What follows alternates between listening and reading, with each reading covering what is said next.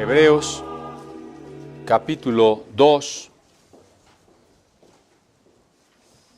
dice en el verso 8, todas las cosas sujetaste debajo de sus pies,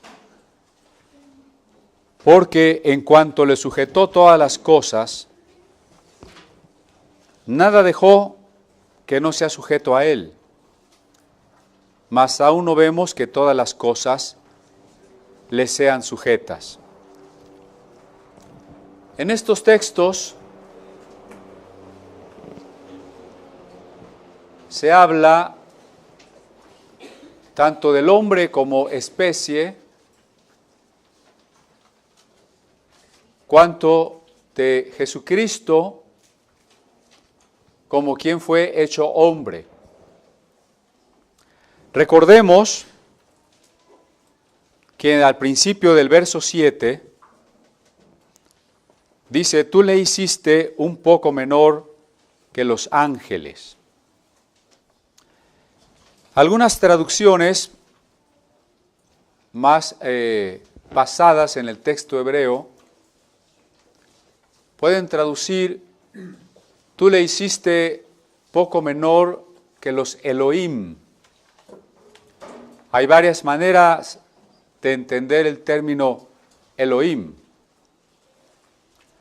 Una de ellas sería, tú le has hecho poco menor que Dios. Y así ha traducido San Jerónimo o San Agustín. Pero preferentemente la versión griega de la Biblia, que fue hecha antes de Cristo, llamada la Biblia de los 70, tradujo Elohim como ángeles. Y así le sigue también la versión aramea y la mayoría de los traductores griegos, de los padres griegos de los primeros siglos. Tú has hecho al hombre poco menor que los ángeles. Y todo lo sujetaste debajo de sus pies, dice el verso 8. Si nos referimos al género humano, efectivamente, a través de la inteligencia y del desarrollo que puede hacer el hombre conociendo la creación de Dios, ¿cómo le llamamos a la actividad que estudia y quiere conocer la creación de Dios? La ciencia. La ciencia. No piense usted que la ciencia es algo ajeno a la fe o ajeno a Dios. La ciencia no es más que el estudio de lo que Dios hizo, de cómo funciona lo que Dios hizo. A través de la ciencia y de la tecnología, es decir, del uso de técnicas, a través del uso que hacemos práctico de lo que la ciencia nos aporta, hemos dominado la creación. A veces para bien, a veces para mal. No hay otro ser en el universo que conozca el universo. Es sorprendente que nosotros podamos conocer galaxias distantes, tan distantes de nosotros, que ni viajando nosotros millones de años podríamos llegar a ellas. Y las conocemos, y las hemos visto, y las hemos estudiado. Y aun si pudiésemos viajar, no se puede, pero si pudiésemos viajar a la velocidad más alta que se puede alcanzar, a la constante del universo que es la velocidad de la luz, podríamos viajar millones y millones de años y no llegaríamos a los confines de ese universo que estamos conociendo. Y del otro lado, hemos dominado el átomo, también para bien y para mal. Para bien porque tenemos plantas productoras de electricidad, tenemos instrumentos médicos que usan la energía atómica para curar, pero también hemos hecho bombas y armas que pueden destruir todo nuestro planeta. Sin embargo, dice el texto, con todo, no vemos todavía que todas las cosas le estén sujetas al hombre. Porque investigamos, por ejemplo, las partículas más pequeñas que los átomos.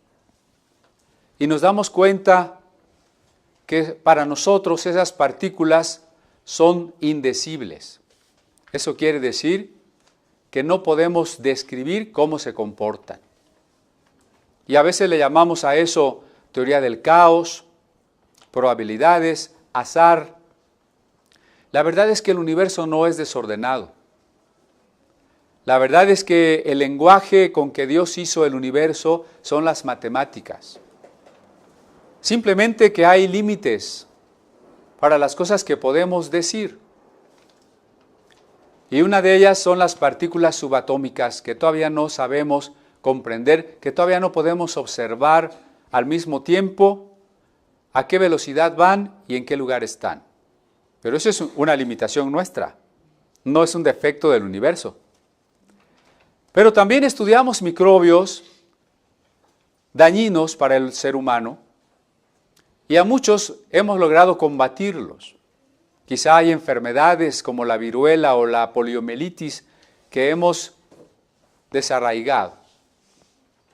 Pero hay nuevas enfermedades, hay nuevos virus, hay nuevos microbios que siguen amenazando a la humanidad, incluso con el riesgo de una pandemia.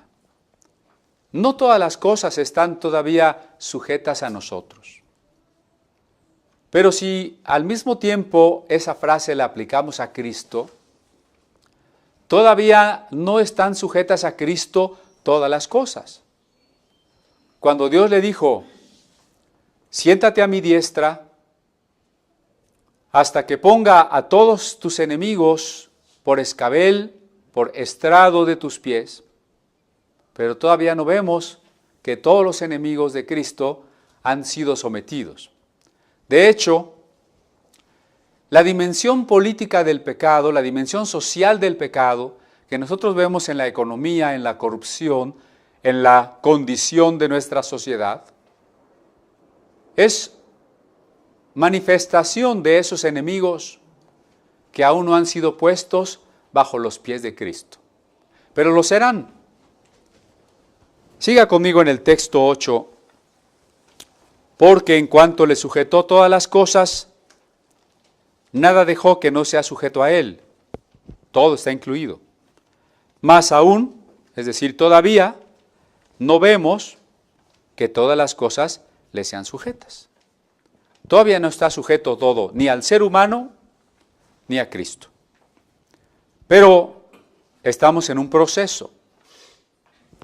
Note en el verso 9, vemos coronado de gloria y de honra por el padecimiento de muerte a aquel Jesús, que fue hecho un poco menor que los ángeles, para que por gracia de Dios gustase la muerte por todos. ¿Cómo se inició el proceso por el cual el hombre, y el hombre modelo que es Cristo, tendría sometidas todas las cosas de la creación, pero sobre todo, y aquí en cuanto a Cristo, habría de someter el mal, habría de someter el pecado. Nosotros estamos sujetos a leyes, a reglamentos, a impuestos, a prohibiciones, pero ¿quién puede evitar que pequemos? Nadie puede evitar que pequemos. Aún el mal no está sujeto. Pero ha empezado el proceso. Y el proceso empezó de una manera muy extraña, con la muerte de Cristo. Más adelante veremos que tuvo que morir para librarnos de la muerte.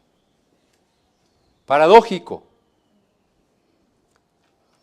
El enemigo, que es el mal, aunque no sea una persona, se personifica solo de manera simbólica. el enemigo es la separación de Dios, va a ser vencido porque Jesús fue hecho menor que los ángeles y gustó, probó la muerte, y probó la muerte porque esa era la voluntad de Dios. Era la gracia de Dios para todos nosotros, dice el verso 9. Y ya hemos insistido en lo siguiente. No es que Dios estaba obligado a enviar a su Hijo a morir por nosotros. Nada puede obligar a Dios.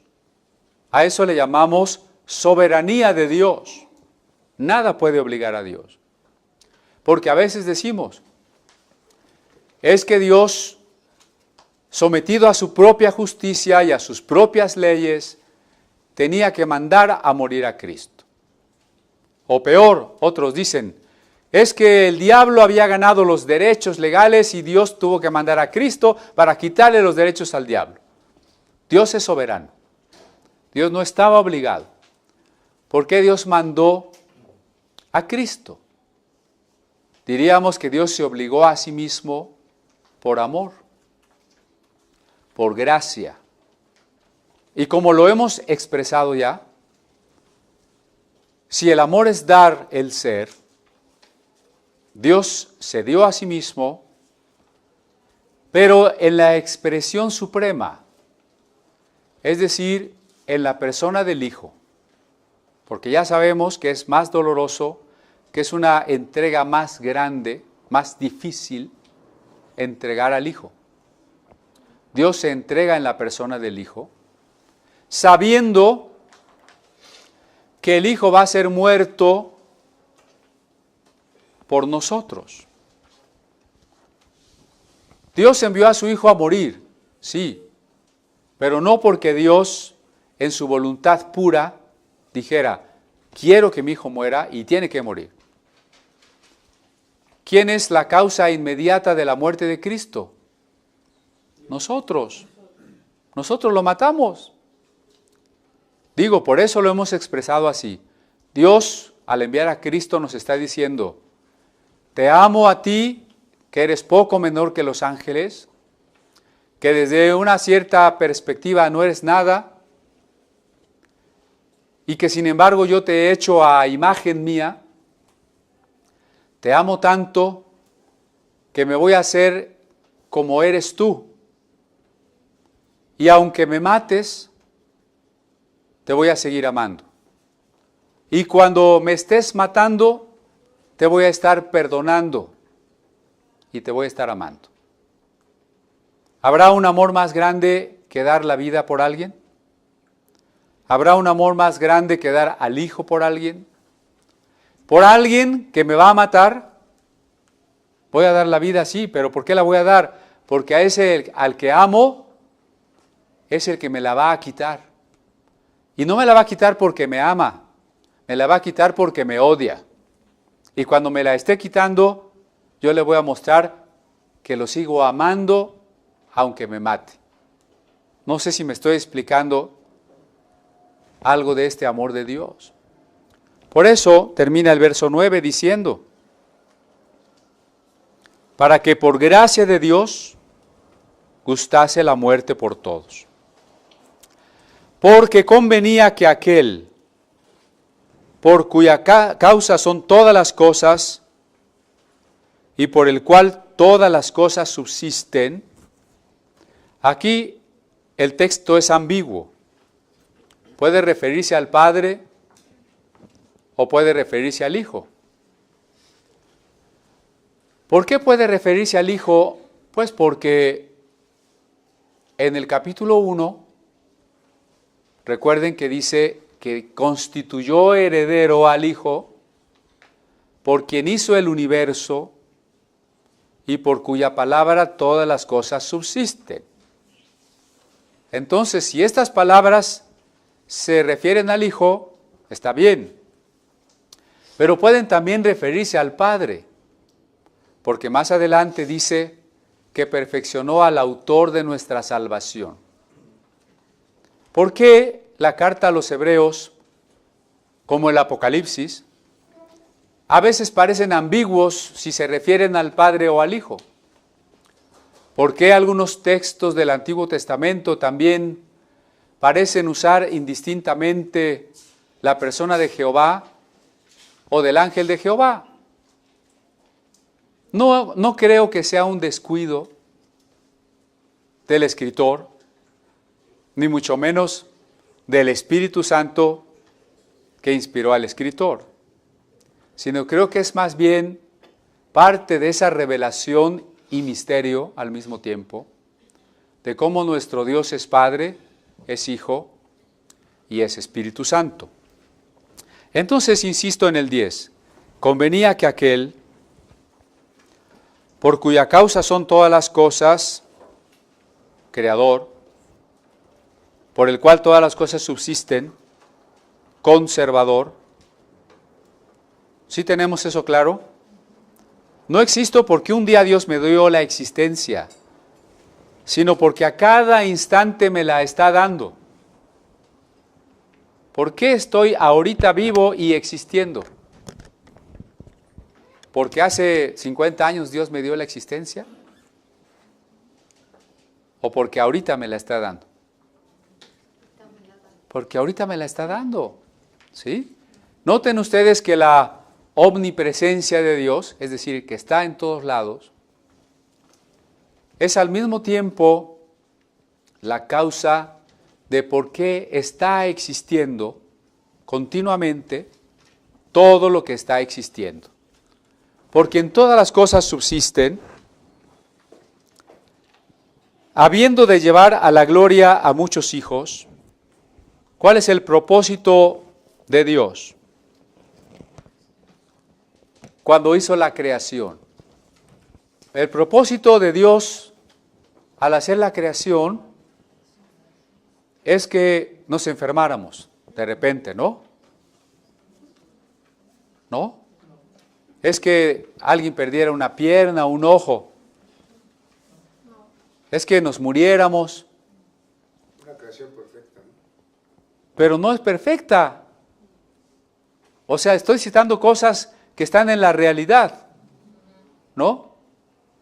El propósito de Dios era que todos nuestros ríos terminaran llenos de basura, que nuestros campos y bosques terminaran talados, que todo nuestro aire terminara contaminado, o que, como platicábamos con Yair en la semana, que los animales sufrieran, que los hiciéramos, los torturáramos y los matáramos y fuéramos crueles con ellos, que hubiera pobres, que hubiera prostitución infantil, esclavitud infantil. ¿Ese era el propósito de Dios? La pregunta es, si ese no era el propósito de Dios y todo eso existe, ¿para qué hizo Dios el mundo? ¿No hubiera sido más fácil no hacer el mundo? Hubiera sido más fácil no hacer el mundo o hacer unos seres humanos incapaces de pecar. ¿No le hubiera gustado que los seres humanos hubiésemos sido diseñados tan buenos, tan perfectos, tan bondadosos, que no pecáramos, que no hiciéramos malas cosas, que no destruyéramos la creación de Dios? ¿No le hubiera gustado? Nos quedamos pensando, dudando. ¿Sabe por qué? Porque si fuésemos incapaces de pecar, seríamos robots, autómatas, sin voluntad. Y recuerde que sin voluntad tampoco podríamos amar a Dios. Seríamos bondadosos porque estaríamos programados como está programada una computadora que tiene los datos que requiero para que haga ciertas funciones. Así el hombre sería un ente programado e incapaz de hacer el mal, pero por tanto sería también incapaz de pecar y también incapaz de amar y sin voluntad. Entonces Dios tuvo que hacer un cálculo. Hubo un filósofo cristiano llamado Godofredo Leibniz, alemán, Godofredo Leibniz, que descubrió precisamente el cálculo infinitesimal, que llevan en tercero de prepa y que nos saca canas verdes, ¿no? Pues ese Leibniz es el culpable. Porque él se puso a pensar que Dios, siendo infinito y omnisciente, es decir, que lo sabe todo, calculó y dijo, si no creo el mundo, si el mundo no existe, y si el mundo existe, ¿en cuál de las dos opciones hay una mayor cantidad de bien? Y entonces dijo, si el mundo existe. Bueno, pero si el mundo existe va a haber mal, y si va a haber mal, si va a haber pecado, va a haber todo eso que ya mencioné. Muy bien, pero al final, cuando estemos resucitados, cuando una multitud de millones y millones que nadie puede contar disfrute eternamente de Dios, ¿cuál va a tener mayor cantidad de bien? ¿Un mundo en el que los seres no podían pecar? ¿O un mundo en el que los seres podían pecar y sufrir, pero luego iban a poder disfrutar una comunión eterna de amor? Y hizo el cálculo de todo, de todos los detalles que se nos puedan ocurrir a lo largo de toda la historia del universo. ¿Y cuál creen que tiene una mayor cantidad de bien? ¿Ah?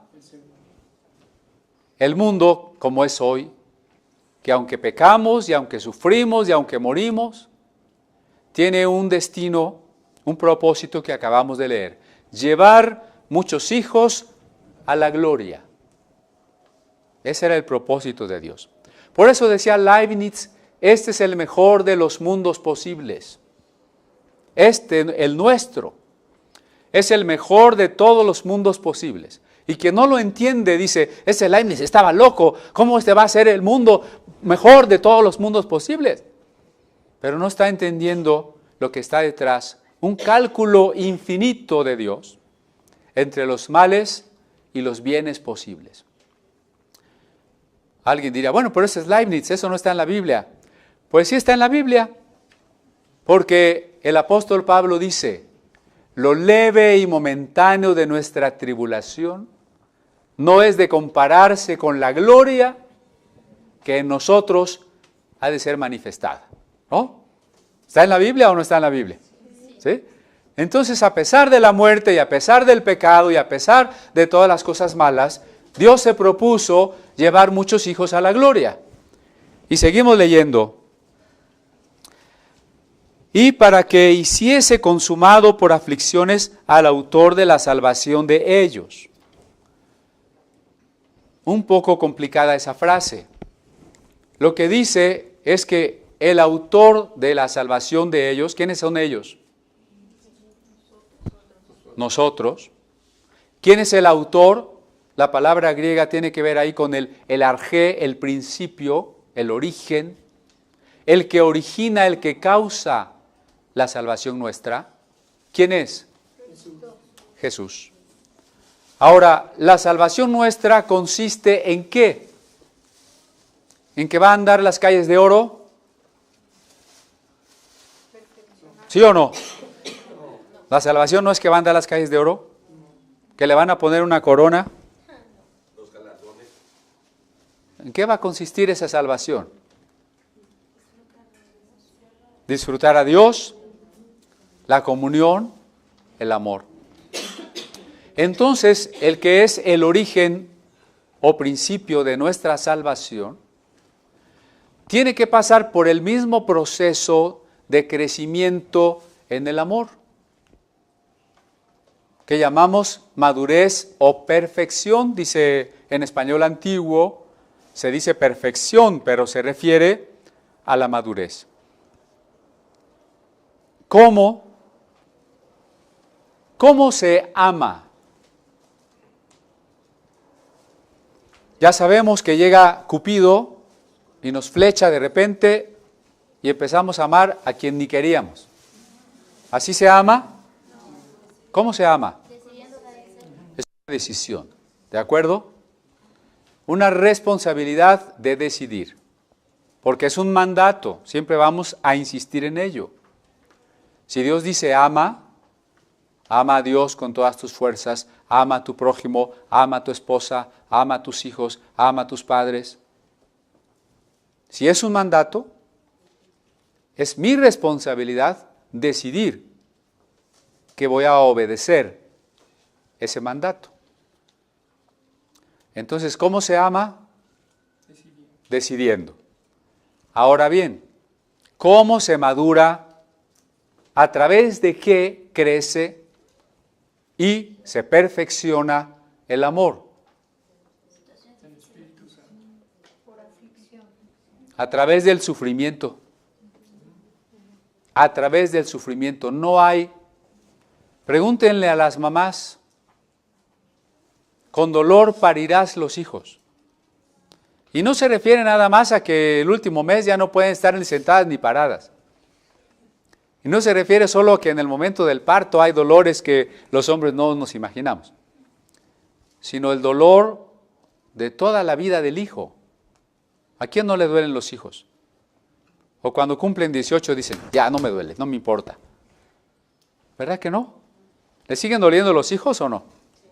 Cada vez que se enferman, cada vez que tienen problemas, cada vez que reprueban, cada vez que hacen algo indebido, etcétera, etcétera, ¿no? Entonces, no hay otro camino para madurar el amor que el sufrimiento.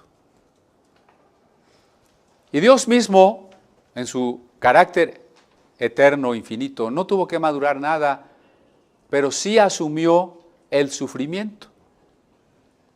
Alguna vez lo dijimos. Porque no podemos decir que Dios nos ama, pero que es impasible con lo que nos pase. Usted podría ver a alguien que ama, que está sufriendo y usted decir, sí lo amo, pero no me importa, no siento nada. Soy indiferente a su dolor. ¿Así? O al contrario. Si realmente amamos a alguien, ¿nos duele lo que le pasa? ¿Sí o no? Si el hijo está en el hospital, ¿cómo se siente usted? Si fuera posible, ¿no cambiaría de lugar con él?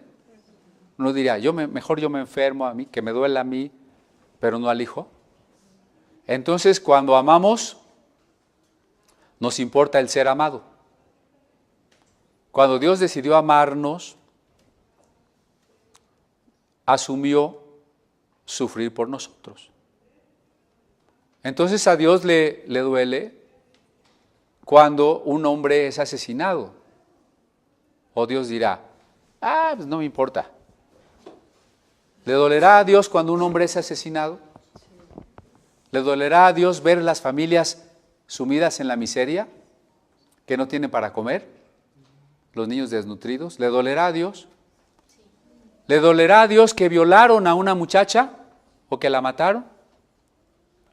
¿Le dolerá a Dios que se robaron un niño y lo llevaron a la prostitución? Dígame si le duele o no le duele. ¿Le dolerá a Dios ver a las gentes en el hospital sufriendo sus enfermedades? Entonces, Dios ha decidido sufrir con nosotros, pero no solo en su calidad divina y eterna, sino también haciéndose como uno de nosotros. Y cuando Cristo fue como uno de nosotros, nació sin defecto y sin pecado, pero tenía que madurar. Así como nació bebé y tuvo que crecer a un hombre adulto, también espiritualmente tuvo que madurar de un ser que no había pecado a un ser absolutamente crecido y perfecto en el amor. ¿Y cuál fue el camino por el cual Jesús maduró su amor al Padre en primer lugar? Porque acuérdense que el hecho de que Jesús no pecara fue precisamente por su constante obediencia al Padre. ¿No? ¿Cómo maduró su amor al Padre? ¿Cómo maduró su amor por nosotros?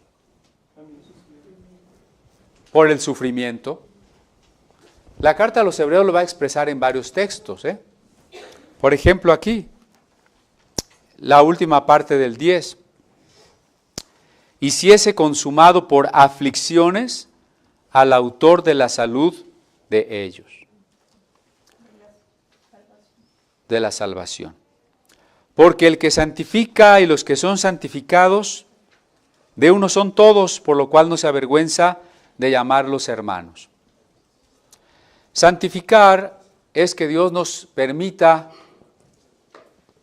tener comunión con su dimensión divina. Ser propiedad suya. Eso es ser santificados. Y aquí dice, el que santifica y los que son santificados. Y yo pregunto, ¿quién es el que santifica?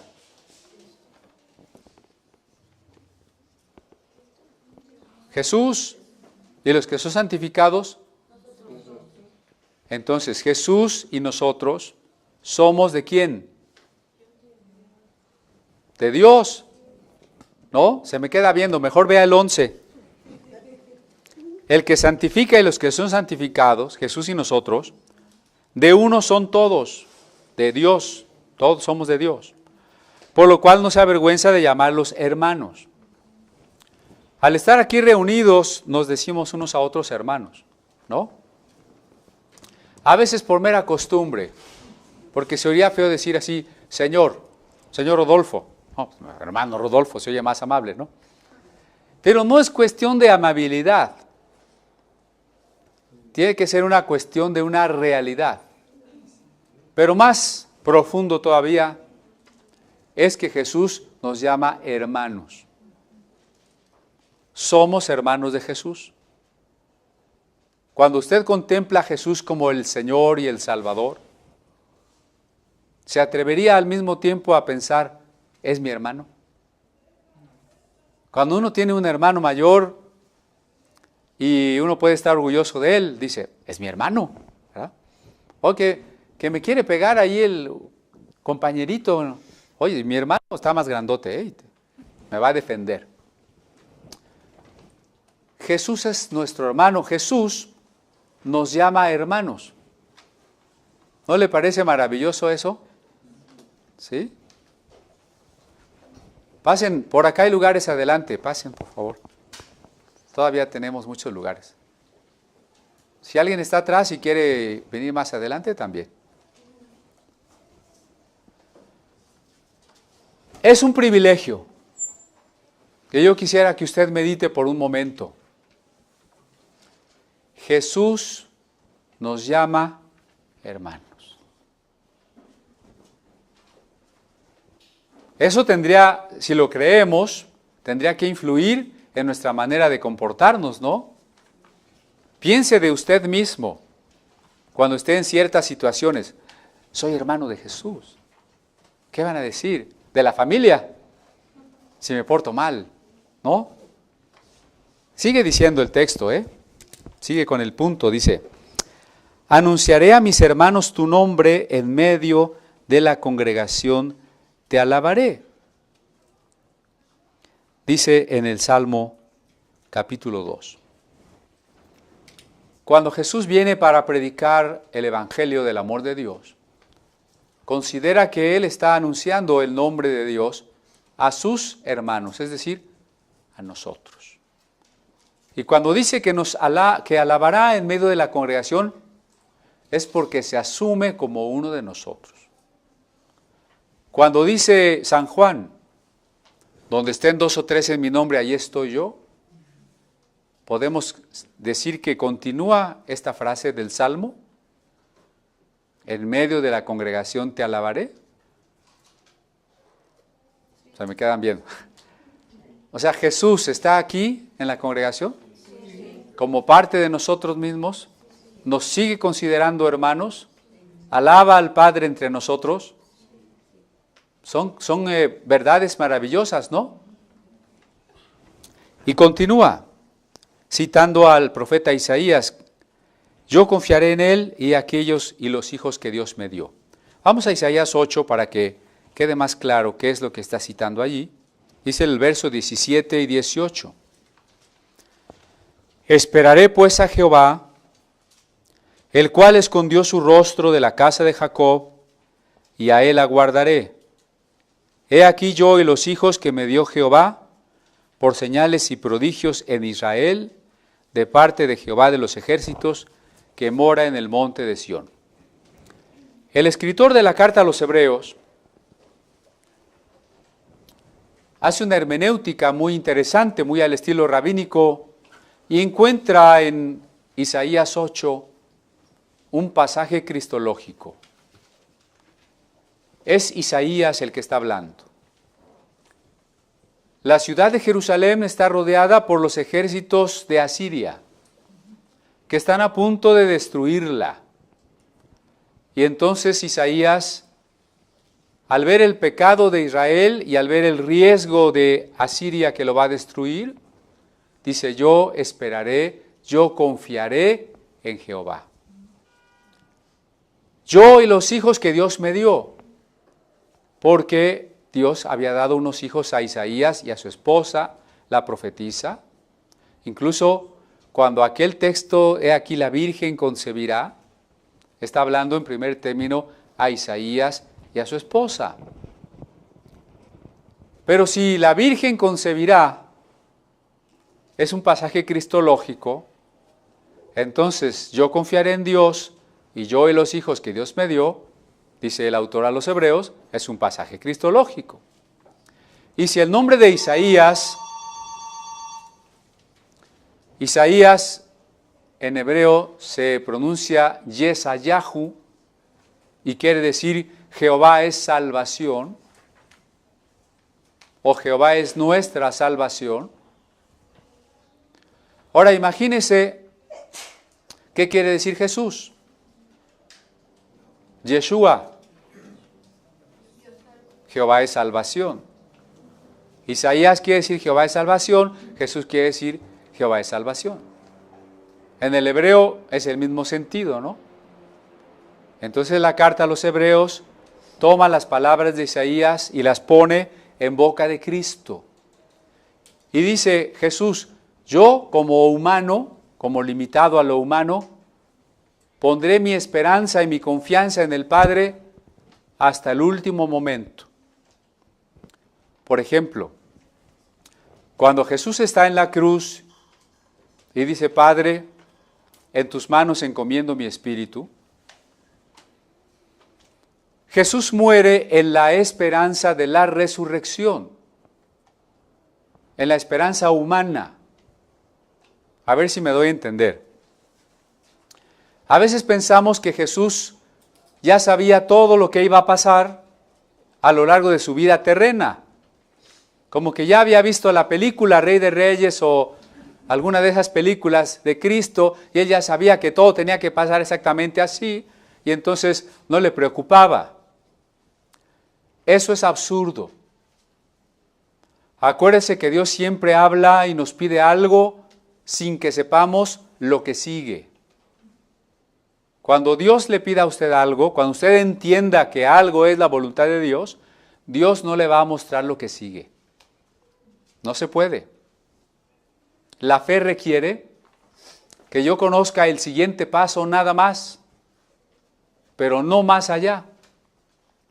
Si cuando Abraham oye la voz de Dios y le dice, sal de tu tierra, Abraham se sienta y dice, Dios, sí saldré, sí te voy a obedecer, pero pues me voy a esperar a que me des un itinerario, me des un mapa y me digas cómo me va a ir y qué va a pasar y a dónde voy a llegar. Así no puedo salir, ¿no es cierto? Ahora, ¿Dios le dio un itinerario? Hebreos dice, Abraham salió sin saber a dónde iba. No piense que Jesús ya se sabía su vida. Cuando Jesús iba a morir, ¿podía saber que el Padre lo iba a resucitar? Sí lo puede saber como humano, como cualquiera de nosotros lo puede esperar, pero no con una certeza más allá de eso. Entonces, ¿qué se requiere? Fe. ¿Usted está seguro que va a resucitar? ¿Y qué tal si no? ¿Qué tal si luego no hay nada? Y nomás así, ya no me va a poder reclamar porque ya va a estar muerto. No quiero sembrar la duda. Solo quiero que pensemos que Jesús solo pudo tener una esperanza humana en su Padre.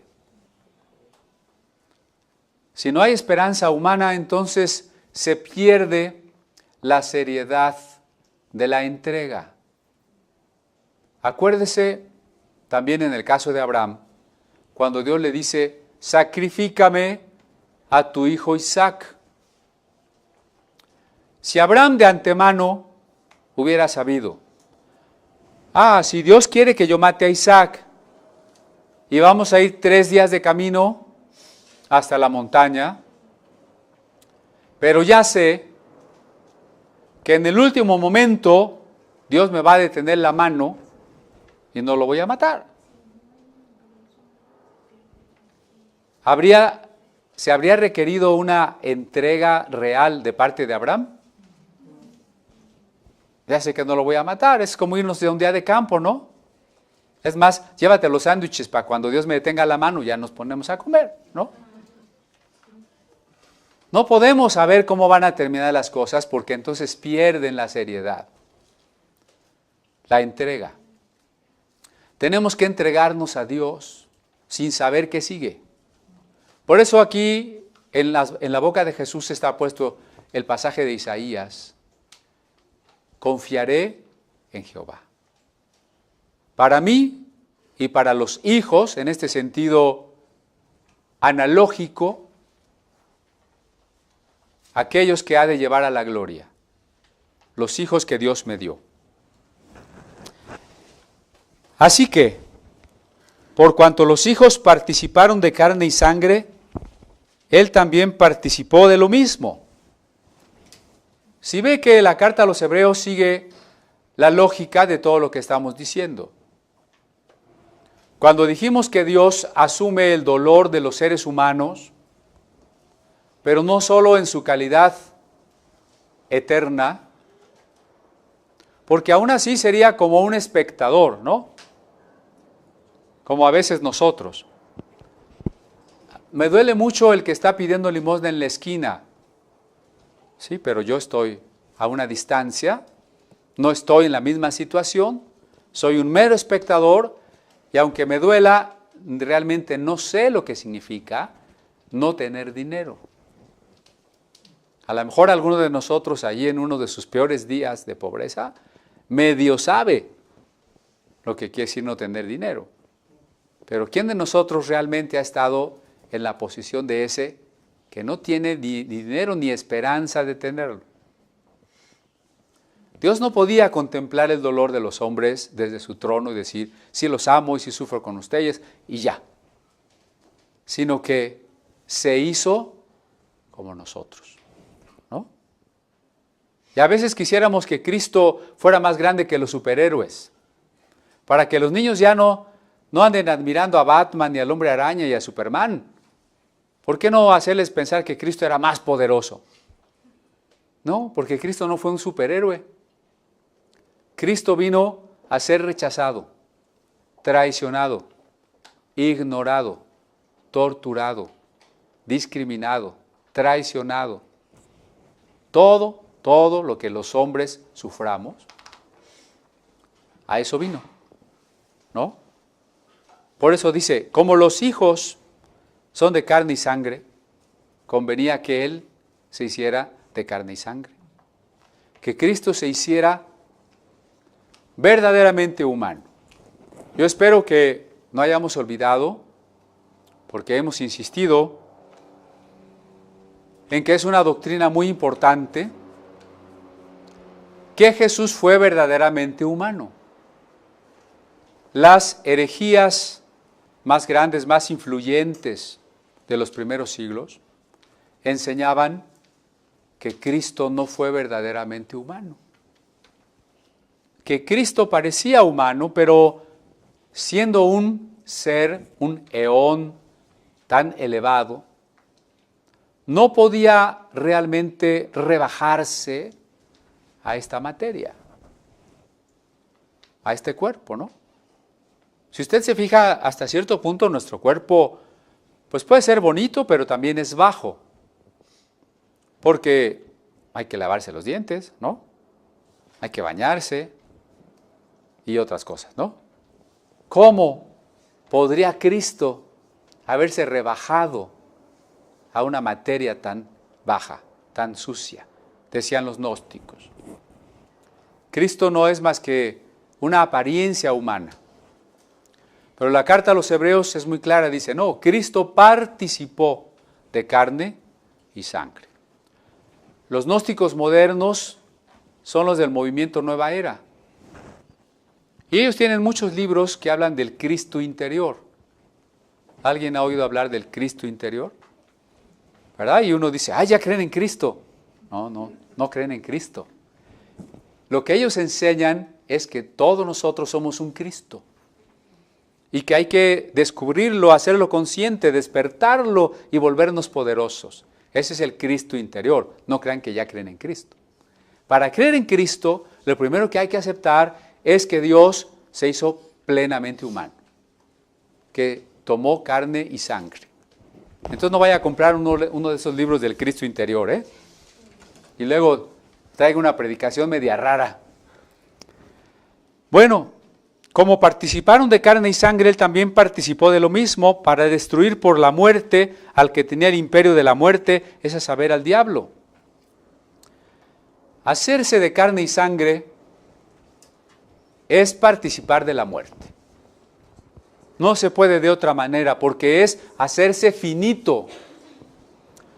Y todo lo que es finito se va a acabar. Acá sí ya, ¿eh?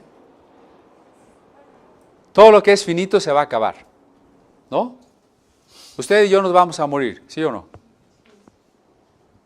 No nos gusta pensar en ello. Hasta a alguien le decimos, no hables de eso. Pero usted y yo nos vamos a morir. Por eso aproveche las predicaciones. Porque un tiempo va a haber cuando usted diga, no, cuando el hermano Cristian vivía, dijo, ¿no? Entonces nos vamos a morir. Y la vida se pasa tan rápido. Para tener sabiduría se requiere esa apreciación constante de la manera tan rápida en que se va la vida. Como que la superficialidad con la que vivimos nos hace no querer pensar en ello. Pero yo le insisto, ¿cuán rápido se le fueron los últimos 5 años? Los que estaban empezando su carrera, los que estaban en secundaria, los que tenían hijos pequeños, o que sus hijos no se casaban todavía, o que todavía no tenían nietos, o que el nieto todavía no caminaba, ¿no? Piense en las cosas que cómo estaban hace 5 años y cómo se fueron tan rápido. El Museo de la Biblia va a cumplir 16 años.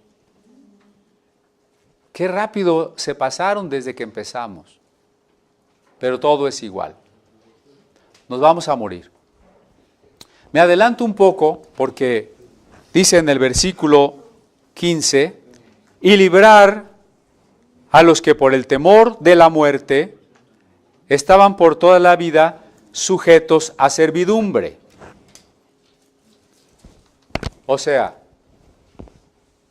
el temor a la muerte nos esclaviza. Por eso no queremos pensar en ella. Por eso el Día de Muertos tiene ese arraigo promovido por el propio gobierno y por los propios comerciantes, por supuesto. Pero ¿por qué arraiga? Porque la gente se engaña pensando que si sus familiares muertos lo vienen a visitar el 2 de noviembre, es porque de alguna manera no están tan muertos. Porque si pueden venir y comer pan y tomar su pulquito y probar el molito, pues no están tan muertos, ¿verdad? Entonces es como una esperanza de que no nos morimos completitos. Y también, como dicen algunos sociólogos, que se la dan de eruditos, es que hacemos a la muerte calaveritas de azúcar. Y le hacemos chistes, ¿no? Las famosas calaveritas. La verdad es que todo eso no es más que intentos vanos para distraernos del problema fundamental, el temor a la muerte. Y en este sentido, fueron más sinceros los existencialistas. La corriente filosófica que se dio cuenta de que si todos los centrábamos en el hecho de que existimos y no tenemos más respuestas que eso, entonces no podemos explicar ni de dónde venimos ni a dónde vamos. Que somos como unas piedras aventadas ahí al azar. Pero que somos conscientes de ello. El ser humano es el único animal consciente de que va a morir, ¿no? Nada dura, nada. Todo es vanidad de vanidad, ¿no? Sin embargo, hay una diferencia. Los cristianos pensamos en la muerte. Somos peregrinos y lo sabemos. Sabemos y siempre debemos tener presente que esta vida no dura. ¿Cuál es la diferencia? Nosotros no tenemos miedo a la muerte. ¿Por qué no tenemos miedo a la muerte? Porque vamos a resucitar, pero citando específicamente el texto, dice, participó de carne y sangre en el 14, para destruir por la muerte al que tenía el imperio de la muerte. Es decir, la muerte de Jesús, que fue una expresión de su ser finito que tomó cuando fue hombre, es paradójicamente la muerte de la muerte. ¿Sí me explico? La muerte se murió cuando Jesús murió. ¿Por qué? Porque con esa muerte Jesús manifestaba la perfecta obediencia y el perfecto amor al Padre, con el cual nos iba a participar a todos nosotros para que podamos ser santificados y salvados, perdonados por la gracia de Dios. La carta a los Hebreos toma mucho la figura de los sacrificios, lo vamos a ver en los próximos capítulos. Es una muerte en lugar de una muerte vicaria. Cristo muere por nosotros para que nosotros no tengamos que morir eternamente. Dice la otra frase, para quitarle el imperio de la muerte al que tenía el imperio de la muerte, es a saber, el diablo. ¿Qué es eso de que el diablo tiene el imperio de la muerte? ¿Será que el diablo vive allá abajo en el infierno, abajo de la tierra, a donde se entra por una cueva, y ahí está la lumbre, y ahí vive el diablo, y ahí vive la Santa Muerte, y ahí viven los demonios, y es todo un imperio contra el que tenemos que hacer una guerra espiritual? ¿Quieren saber la respuesta? Próximo domingo, a la misma hora y por el mismo canal de YouTube, porque ya se nos acabó el tiempo. Pero, hermanos, así somos llamados por Cristo, hermanos. Cristo nos ha dado ese gran privilegio. Se hizo poco menor que los ángeles, tomando carne y sangre, haciéndose humano, para llevarnos a nosotros al propósito último de Dios, llevar muchos hijos a la gloria. El tiempo que nos resta vivir es breve. La muerte está siempre presente, está a la vuelta del día. Pero no le vamos a tener miedo, porque nosotros ya sabemos cuál es nuestro destino eterno, ¿verdad? Y si no estamos muy seguros, porque hace rato hice una pregunta, ¿qué tal si usted no resucita? Y pregúnteselo seriamente. ¿Qué tal si me quedo ahí en la tumba? O en el crematorio? O de plano no voy más por nada. Si tiene usted la mínima duda de eso, vamos a orar para entregarle nuestra vida a Cristo. Hay que entregarle nuestra vida a Cristo, porque lo que Él nos da es un regalo. Usted no me vaya a decir, bueno, es que yo todavía no soy tan buen cristiano como para decir que ya estoy seguro de mi salvación. Porque no es por algo que usted tenga que hacer, es un regalo. Así que sería el colmo, fíjese, qué terrible. Sería el colmo si un día en las tinieblas perpetuas usted dijera, desperdicié el regalo. Era un regalo, no me costaba nada. Todo lo que tenía que haber hecho era tomarlo y no lo tomé. Eso sí está claro. Vamos a orar.